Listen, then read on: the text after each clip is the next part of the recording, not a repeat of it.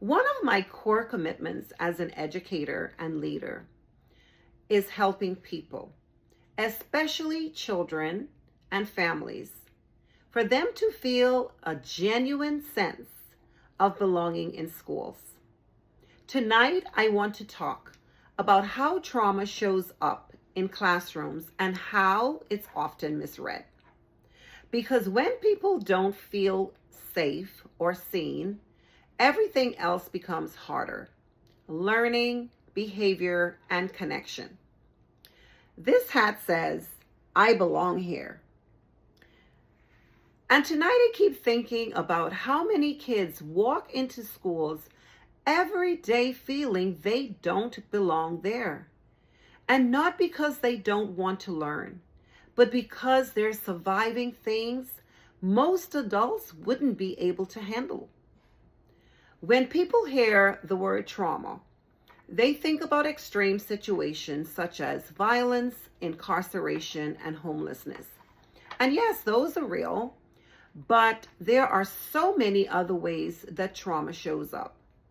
It shows up in overcrowded housing, food insecurity, instability, and constant stress. Trauma isn't always one big event. Sometimes it's about living in stress or survival mode for years. Research tells us that when children experience trauma, their nervous systems respond in three main ways when they're under stress: fight, flight, and freeze. So you may be asking, what does that really look like? Well, when students who have experienced trauma fight, that usually refers to defiance, when they're quick to anger, and also when there are physical reactions to situations. Flight is avoidance. Kids will leave class and then they shut down. Freeze, that's when children are quiet, they're withdrawn, well behaved, but disengaged. And the most dangerous one is freeze, because we praise it when we identify it as being well behaved, instead of noticing it as trauma and how a student is actually responding under stress. When we see these behaviors and only label them as disrespect or defiance, we miss the real question. And that question is, what is this child trying to protect themselves from?